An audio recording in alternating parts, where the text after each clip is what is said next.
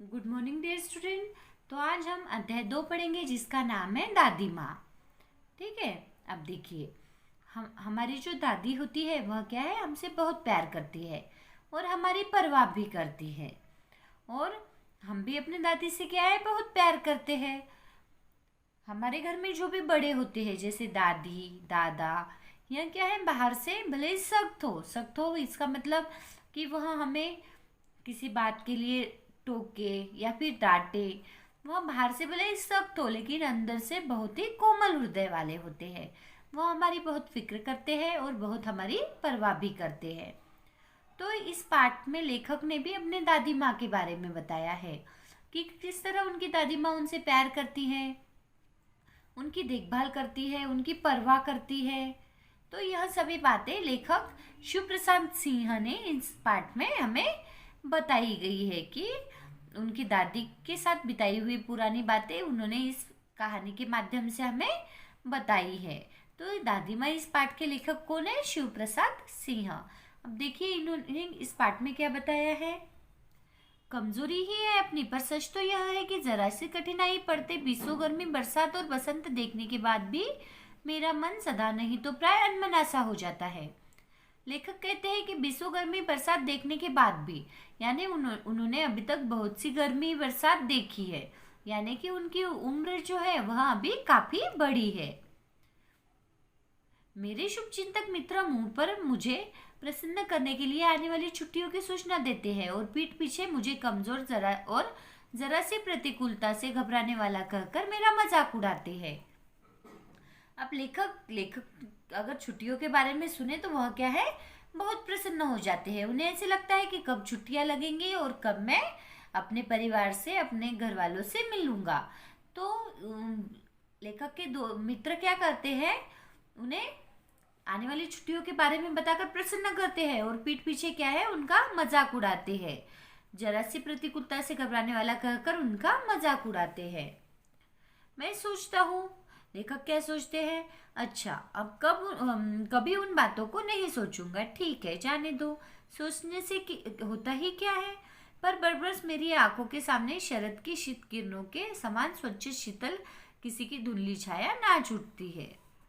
अब वह सोचते हैं कि जाने दो, ऐसी इन बातों के बारे में अब मैं नहीं सोचूंगा।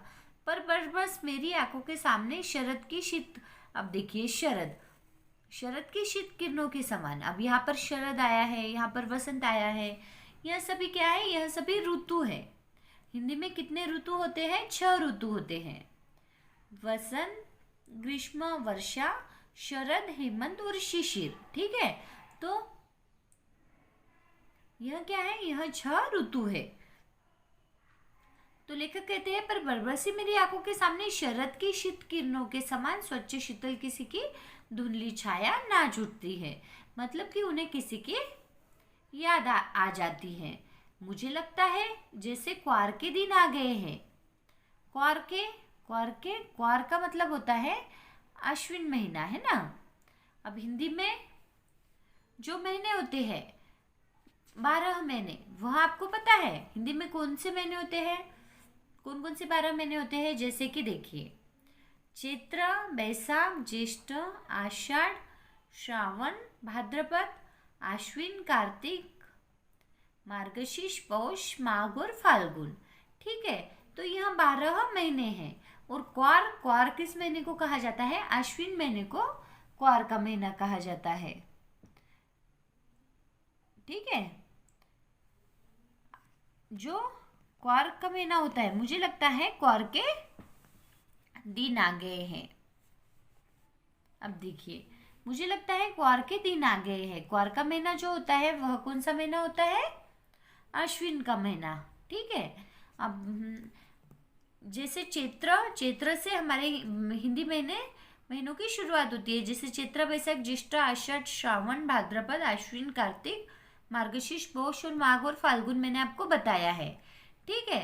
तो चैत्र महीना जो होता है, हमारे जो इंग्लिश महीने होते हैं उनके हिसाब से मार्च अप्रैल में चैत्र महीना होता है।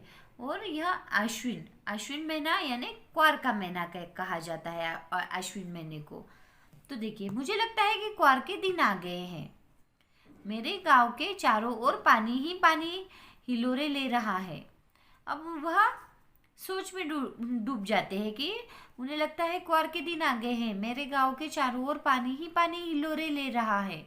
दूर के सिवान से बहकर आए हुए मोथा और साई की अधगली घास से घेऊर और बनब्याज की जड़ें तथा नाना प्रकार की बरसती घासों के बीज सूरज की गर्मी में खोलते हुए पानी में सड़कर एक विचित्र गंध छोड़ रहे हैं। अब देखिए लेखक क्या कह रहे हैं कि मुझे लगता है कि जैसे कि क्वार के दिन आ गए हैं। क्वार के दिनों में क्या है कि बहुत बरसात होने के बाद के दिन यहाँ होते हैं, ठीक है। तो उस वजह से चारों ओर क्या है, पानी जमा हो जाता है और उस पानी में क्या है, कुछ घास जो बढ़कर है, बढ़ती उस पानी में जो घास होती है वह सड़कर उसके एक विचित्र गंध छोड़ देती है।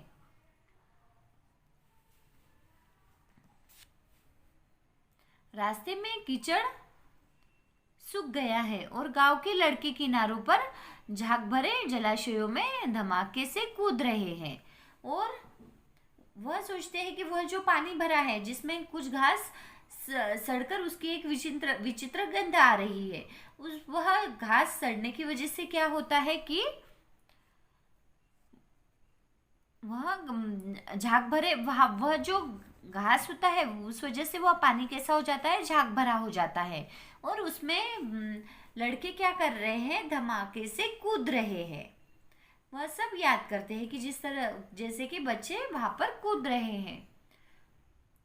अपने अपने मौसम की अपनी अपनी बातें होती है ना, अपने अपने मौसम की अपनी अपनी बातें होती है। जैसे गर्मी में आम खाना पसंद आता है, ठंडी में गुल, इस तरह से अलग अलग मौसम की अपनी अपनी अलग अलग बातें होती है।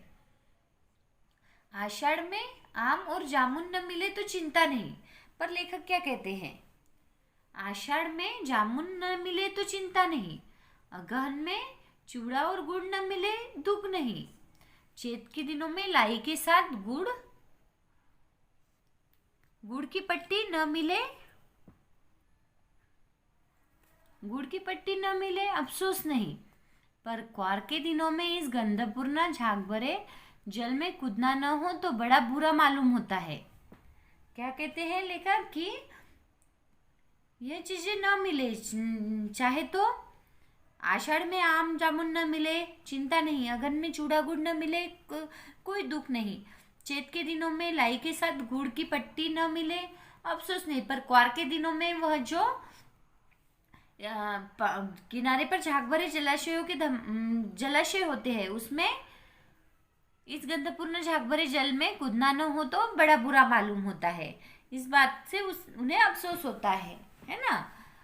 मैं भीतर हुड़क रहा था, 2-1 दिन ही तो कूद सका था, नहीं नहा धोकर बीमार हो गया।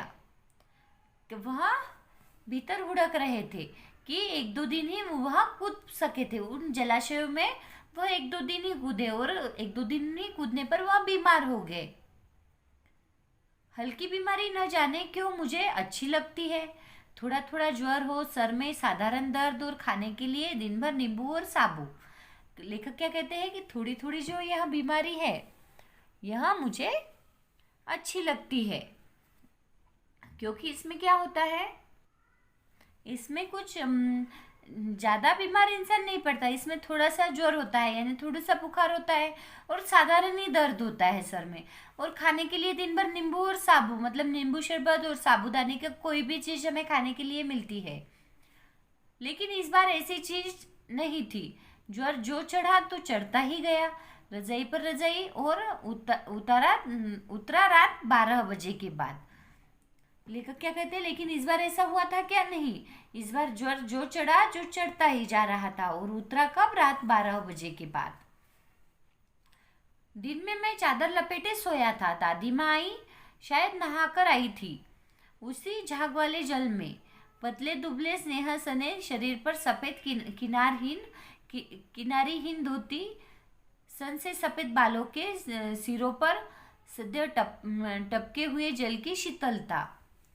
और तभी उतने में क्या हुआ कि उनकी दादी माँ आई। वह शायद नहा धोकर आई थी और उन्होंने कैसे सफेद किनारहीन धोती पहनी थी। जो साड़ी पहनी थी वह किनारहीन थी, कुछ भी नहीं था, सफेद कलर की एक साड़ी पहनी हुई थी और सफेद बालों के सिरों पर सद्य टपके हुए जल की शीतलता थी। आते ही उन्होंने सर पेट छुए। अब देखिए, ज्वर हो बुखार हो तो क्या होता है कि घर के बड़े देखते ही है कितना है क्या है, तो आते ही उन्होंने क्या किया, सर और पेट छुए। लेखक के आंचल की गांठ खोल किसी अदृश्य शक्ति धारी के चबूतरे की मिट्टी मुंह में डाली। अब देखिए, आंचल की गांठ यानी अपने पल्ले की गांठ खोली और उसमें से कुछ मिट्टी लेखक के मुंह में उन्होंने डाली और माथे पर लगाई।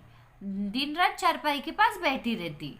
अब दादी माँ क्या, उनकी तबीयत ठीक नहीं थी तो वह क्या करती थी, दिन रात चारपाई के पास वहां बैठी रहती थी। कभी पंखा चलती, कभी जलते हुए हाथ पैर कपड़े से सहलाती, सर पर दालचीनी का लेप करती और 20 बार छू छू कर ज्वर का अनुमान करती।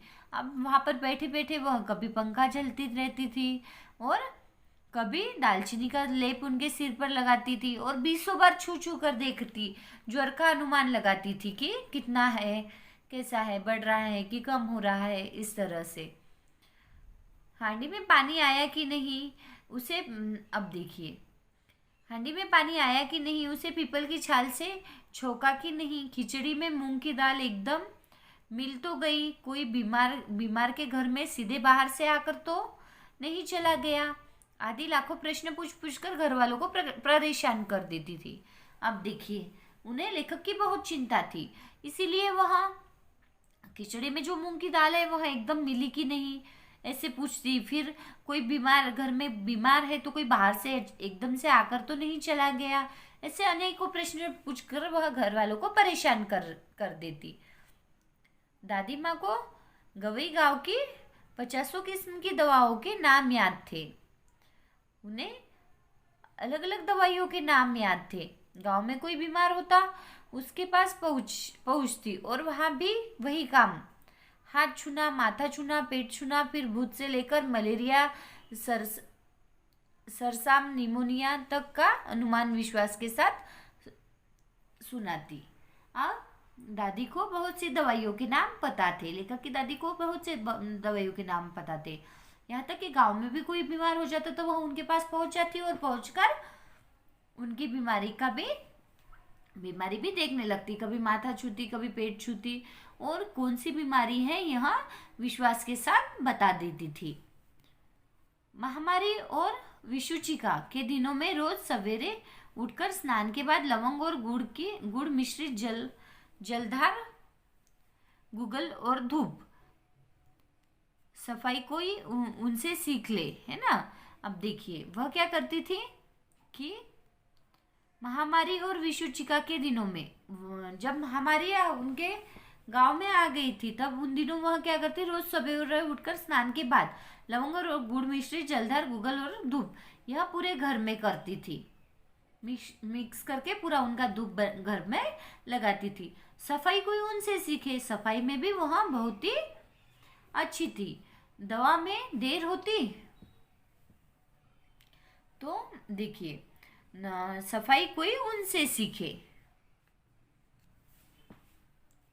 दवा में देर होती, मिश्री या शहद खत्म हो जाता, चादर या गिलाफ नहीं बदले जाते तो वे जैसे पागल हो जाती। अगर कोई काम ठीक समय पर ना हो तो वह जैसे कि पागल हो जाती। बुखार तो मुझे अब भी आता है। नौकर पानी दे जाता है। मेस महाराज अपने मन से पकाकर खिचड़ी या साबू, डॉक्टर साहब आकर नाड़ी देख जाते हैं और कुनेन मिक्सचर की शीशी की तिताई के डर से बुखार भाग भी जाता है, पर न जाने क्यों ऐसे बुखार को बुलाने का जी नहीं होता। लेखक क्या कहते हैं कि अब बुखार तो अब भी आता है। पहले जब उन्हें बुखार आता था तब उनकी दादी उनकी कितनी देखभाल करती थी, किस तरह से उनका ख्याल रखती थी, यह उन्होंने बताया है। पर लेकिन अब जब बुखार आता है तो क्या होता है कि नौकर आकर पानी दे जाता है, और महाराज अपने मन से ही पकाकर खिचड़ी या साबूदाने की कोई चीज बनाकर देकर चले जाते हैं। और डॉक्टर आकर चेक कर कर नाड़ी देखकर चले जाते हैं। पर अब ऐसे बुखार को बुलाने का जी नहीं करता। तो वो कहते हैं कि अब अगर बुखार आए तो बिल्कुल भी अच्छा नहीं लगता। पर पहले जिस तरह से दादी माँ परवाह करती थी तो उस बुखार के को वह बुखार उन्हें बहुत अच्छा लगता था। इस तरह से बुखार का एक बात उन्होंने बुखार की बताई है। और अब देखिए और उनके दादी के बारे में वह लेखक क्या बता रहे हैं। किशन भैया की शादी ठीक हुई। किशन भैया की शादी ठीक हुई। दादी माँ के उत्साह और आनंद का क्या कहना। अब देखिए उनके किशन भैया की शादी पक्की हो गई थी तो अब दादी माँ के उत्साह का आनंद का क्या कहना। दिन भर गायब रहती, सारा घर जैसे उन्होंने सर पर उठा लिया हो। पड़ोसी ने आती, बहुत बुलाने पर दादी माँ आती। बहन बुरा न मानना, कार परोजन का घर ठहरा। एक काम अपने हाथ से न करो तो होने वाला नहीं। अब दादी माँ क्या कहती है कि दादी माँ किशन भैया की शादी की वजह से बहुत ही खुश और आनंदित थी और उन्होंने सारा घर सर पर उठा लिया था। अगर उनसे कोई मिलने भी आता तो वह बहुत बार बुलाने पर बाहर जाती और कहती बुरा न मानना, कार परोजन का घर ठहरा। एक काम अपने हाथ से न करूँ तो होने वाला नहीं। वह कहती है कि मैं अगर एक काम अपने हाथ से न करूँ तो वह होगा नहीं। जानने को यो सभी जानते थे कि दादी माँ कुछ करती नहीं, पर किसी काम में उनकी अनुपस्थिति वस्तुतः विलंब का कारण बन जाती। अब देखिए सब जानते थे दादी माँ कुछ काम तो करती नहीं, पर अगर दादी माँ किसी काम में उनकी अनुपस्थिति रही, अगर वह वहां पर उस काम के समय नहीं रही तो वह काम क्या है, विलंब का कारण बन जाती। वह काम समय पर पूरा नहीं होता। दादी माँ कुछ करो या ना करो पर उनकी वजह से पूरे काम क्या है, समय से पूरे हो जाते थे। अगर वो किसी काम में अनुपस्थित रही तो वह विलंब का कारण बन जाती, वह उस काम में बहुत ही देरी हो जाती। उन्हीं दिनों की बात है कि एक दिन दोपहर को मैं घर लौटा। बाहरी निगसार में दादी माँ किसी पर बिगड़ रही थी। देखा पास के कोने में दुबकी रामी की चाची खड़ी थी। दादी माँ बिगड़ रही थी यानी किसी पर नाराज हो रही थी और बाजू में कौन खड़ा था, रामू की चाची खड़ी थी। सो न होगा धन्नो, रुपए मैं सूद के आज दे। तेरी आंख में तो शर्म है नहीं, मांगने के समय कैसे आई थी। पैरों पर नाक रगड़ती फिरी, किसी ने एक पाई भी न दी। अब लगी है आजकल करने, फसल में दूंगी। अब क्या तेरी खातिर दूसरी फसल कटेगी। अब दादी माँ क्या कहती है कि मैं पूरे सूद समेत पैसे वापस लूंगी। तुम्हें थोड़ी भी शर्म नहीं आती कि अब तुम कह रही हो कि फसल के बाद दूंगी। जब लेने आई थी तब किसी ने भी तुम्हें एक पाई न दी, मैंने तो भी तुम्हें दे दी। और अब तुम कह रही हो फसल पे दूंगी, तुम्हारे खातिर क्या दूसरी फसल कटेंगी। इस तरह से दादी उन पर बिगड़ रही थी। तभी वह कहती है कि दूंगी मालकिन। रामी की चाची रोती हुई दोनों हाथों से आंचल पकड़े दादी माँ के पैरों की ओर झुकी। बिटिया की शादी है, आप न दया करेंगी तो उस बेचारी का विस्तार कैसे होगा। अब देखिए वह रामी की चाची हाथ जोड़कर दादी माँ के सामने झुकी और कहती है कि मेरी बिटिया की शादी है, मैं आपका पैसा लौटा दूंगी। आप दया नहीं करोगे तो कौन करेगा। हट अभी नहा के आ रही हूँ। वह एकदम पास में चली गई दादी के, तो दादी कहती है कि हट अभी नहा के आ रही हूँ। दादी माँ पीछे हट गई। जाने दो दादी, मैंने इस अप्रिय प्रसंगों को हटाने की गरज से कहा। बेचारी गरीब है, दे देंगी कभी। तभी लेखक बीच में बोल पड़े कि जाने दो दादी, वह बेचारी गरीब है, कभी दे देंगे। क्योंकि वह प्रसंग उन्हें अच्छा नहीं लग रहा था, उसे हटाने के लिए वह बीच में बोल पड़े।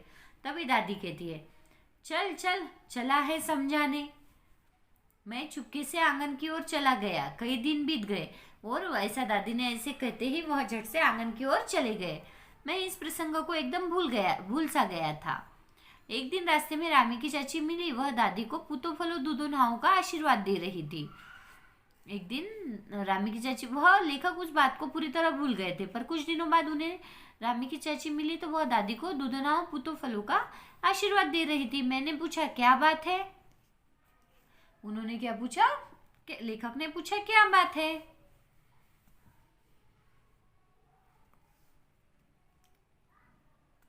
क्या बात है धन्नो चाची?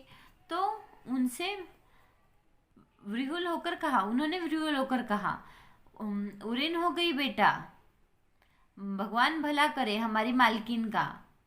कल ही आई थी, पीछे का सभी रुपया छोड़ दिया, ऊपर से 10 रुपए का नोट देकर बोली, देखना धन्नो, जैसे तेरी बेटी वैसी मेरी, 10 5 के लिए हंसाई न हो, देवता है बेटा देवता। ऐसे धन्नो की चाची कहती है उनके दादी के बारे में।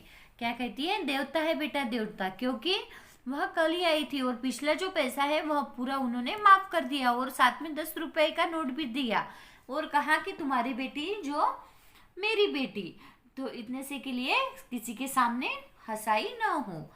उस रोज तो बहुत डांट रही थी। मैंने पूछा, अब लेखक देखिए क्या पूछते उनसे, उस रोज तो बहुत डांट रही थी। वह तो बड़े लोगों का काम है बाबू, रुपया देकर डांटे भी न तो क्या लाभ। वह क्या कहती है? वह तो बड़े लोगों का काम है बाबू, रुपया देकर डांटे भी न तो क्या। आप देखिए जो भी हमसे बड़े होते हैं वह हमें डांटते हैं, तो वह किस लिए डांटते हैं? हमारे अच्छे के लिए ही हमें डांटते हैं, है ना? उसमें हमारी ही भलाई छुपी होती है। वह अगर हमें डांटेंगे नहीं तो हमें अच्छा बुरा नहीं समझ में आएगा। इसीलिए मैं मन ही मन इस तर्क पर हंसता हुआ आगे बढ़ गया और लेखक आगे चले गए। किशन के विवाह के दिनों की बात है। विवाह के 4 5 रोज पहले से ही औरतें रात रात भर गीत गाती है। विवाह की रात को अभिनय भी होता है। यह प्राय एक ही कथा का हुआ करता है। उनमें विवाह से लेकर पुत्रोत्पत्ति तक के सभी दृश्य दिखाए जाते हैं। सभी पार्ट औरतें ही करती हैं। मैं बीमार होने के कारण बारात में न जा सका। मेरा चचेरा भाई राघव दालान में सो रहा था, वह भी बारात जाने के बाद पहुंचा था। औरतों ने उस पर आपत्ति की। अब देखिए किशन भैया के विवाह की बात है। बारात चली गई थी और बारात जाने के बाद सभी क्या करते हैं कि बारात विवाह की रात जब शादी होती है उस रात वह क्या करते हैं, इधर अभिनय करते हैं और उधर बारात गई हुई होती है, तो वह सभी अभिनय औरतें ही मिलकर करती है। तो लेखक बीमार होने की वजह से बारात में नहीं गए और उनका चचेरा भाई जो है वह बारात जाने के बाद पहुंचा, इसलिए वह भी नहीं गया। तो वह दोनों घर में ही रुके हुए थे। औरतों ने उस पर आपत्ति की। औरतों ने उस पर क्या की? आपत्ति की, क्योंकि सभी जो पार्ट है वह सिर्फ औरतें ही करती है और उस अभिनय के समय वहां पर कोई भी पुरुष या लड़के को वह नहीं रहने देती। तो फिर दादी माँ बिगड़ी। लड़के से क्या पर्दा, लड़के और मरहिया का मन एक सा होता है। ठीक है, वह क्या कहती है कि यह छोटे छोटे लड़के, इनसे क्या क्या पर्दा। मुझे भी पास ही एक चारपाई पर चादर उड़ाकर दादी माँ ने चुपके से सुला दिया था। अब देखिए उनका चचेरा भाई तो दालन में सो ही रहा था। दालन यानी आंगन में, वहां पर नाटक चल रहा था। ऊपर थोड़े भाग पर वह उनका भाई सोया हुआ था और वही कहीं पर चारपाई पर चादर उड़ाकर दादी माँ ने इन्हें भी सुला दिया था। अब वह अभिनय चल रहा था। बड़ी हंसी आ रही थी। सोचा कहीं जोर से हंस दूं तो वेद खुल जाए तो निकाल बाहर किया जाऊंगा, पर भाभी की बात पर हंसी हंसी रुक न सकी और भंडा फोड़ हो गया। और देखिए आखिर भाभी की बात पर उनकी हंसी नहीं रुकी और उनका भंडा फोड़ हो गया कि वह सभी नाटक सुन रहे हैं, देख रहे हैं। देबू की माँ ने चादर खींच ली। कहो दादी, यह कौन बच्चा सोया है? बेचारा रोता है, शायद दूध तो पिला दूं। अब देखिए दादी माँ कह रही थी ना कि छोटा सा बच्चा है, क्या हुआ, उससे क्या पर्दा, वह तो सोया हुआ है। इसीलिए देबू की माँ ने चादर खींची। वह हंस रहा था तो दादी से कहा कि यह देखो कौन बच्चा सोया है, कहो तो बेचारे को शायद भूख लगी है, दूध पिला दो। हाथापाई शुरू हुई। दादी माँ बिगड़ी। लड़के से क्यों लगती है ना, लड़ती है इस तरह से। दादी माँ ने हाथापाई शुरू हुई, मतलब वह उसे डांटने लगे लेखक को। तो तभी दादी माँ बिगड़ी और लेखक को उन्होंने अपने पास कर लिया। सुबह रास्ते में देबू की माँ मिली। कल वाला बच्चा भाभी, मैं वहां से जोर से भागा और दादी माँ के पास जा खड़ा हुआ। अब देखो, रास्ते में देबू की माँ मिली और इतना पूछा, कल वाला बच्चा भाभी, तो लेखक झट से दादी माँ के पीछे जाकर खड़े हो गए। वस्तुतः किसी प्रकार का अपराध हो जाने पर जब हम दादी की छाया में खड़े हो जाते हैं, अभयदान मिल जाता है। लेखक क्या कहते हैं कि कोई भी गलती हो जाए, अगर हम दादी माँ के पीछे जाके खड़े हो जाए तो हमारी हर गलती क्या है, माफ हो जाती है, हमें अभयदान मिल जाता है। हमारी गलती दादी की वजह से क्या है, माफ हो जाती है। इस तरह से उसके आगे देखिए,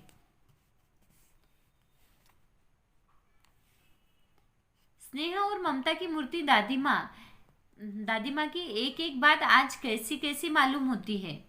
अब वह एक एक बात उन्हें याद कर सोच रहे हैं कि दादी माँ की एक एक बात आज कैसी कैसी मालूम होती है। परिस्थितियों का वात्य चक्र जीवन को सूखे पत्ते सा कैसा नाचता है, इसे दादी माँ खूब जानती थी। दादा की मृत्यु के बाद से ही वे बहुत उदास रहती। संसार उन्हें धोखे की टट्टी मालूम होता। दादा ने उन्हें स्वयं जो धोखा दिया, दादा ने उन्हें क्या धोखा दिया था, वे सदा उन्हें आगे भेजकर उनके अपने पीछे जाने की झूठी बात कहा करते थे। दादा की मृत्यु के बाद कुकुर मुते की तरह बढ़ने वाले मुंह में राम, बगल में छुरी वाले दोस्तों की शुभ चिंता ने स्थिति और भी डावाडोल कर दी। अब देखिए, वह उनके दादा की मृत्यु के बाद वह बहुत ही उदास रहने लगी थी, क्योंकि दादा हमेशा कहते थे कि वह उन्हें आगे भेजकर उनके पीछे जाएंगे, पर दादा की मृत्यु हो चुकी थी तो वह इस वजह से बहुत उदास रहती थी। दादा के श्राद्ध में दादी माँ के मना करने पर भी पिताजी ने जो अतुल संपत्ति व्यय की, वह घर की तो थी नहीं।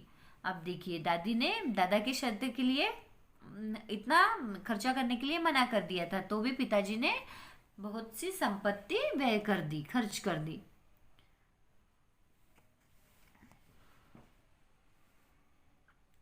आगे देखिए, दादी माँ अक्सर उदास रहा करती। माघ के दिन थे, कड़ाके का जाड़ा पड़ रहा था, बहुत ठंड पड़ रही थी। पछुआ का सन्नाटा और पाले की छींट हड्डियों में घुसी पड़ती। शाम को मैंने देखा दादी माँ गीली धोती पहने कोने वाले घर में एक संदूक पर दिया जलाए हाथ जोड़कर बैठी है। अब देखिए, इतने ठंड में भी गीली धोती पहने हुए कोने वाले घर में एक संदूक पर दिया जलाए दादी क्या है, बैठी है। उनकी स्नेह कतार और आंखों में मैंने आंसू कभी नहीं देखे थे। मैं बहुत देर तक मन मारे उनके पास बैठा रहा। उन्होंने आंखें खोली। दादी माँ, मैंने धीरे से कहा, क्या है रे, तू यहाँ क्यों बैठा है? दादी माँ, एक बात पूछूं, बताऊंगी? मैंने उनकी स्नेहपूर्ण आंखों की ओर देखा। अब दादी माँ संदूक के पास दिया जलाए प्रार्थना कर रही थी और उनके आंखों में आंसू थे। वह देखकर लेखक ने पूछा कि दादी माँ, एक बात पूछूं? तो दादी कहती है,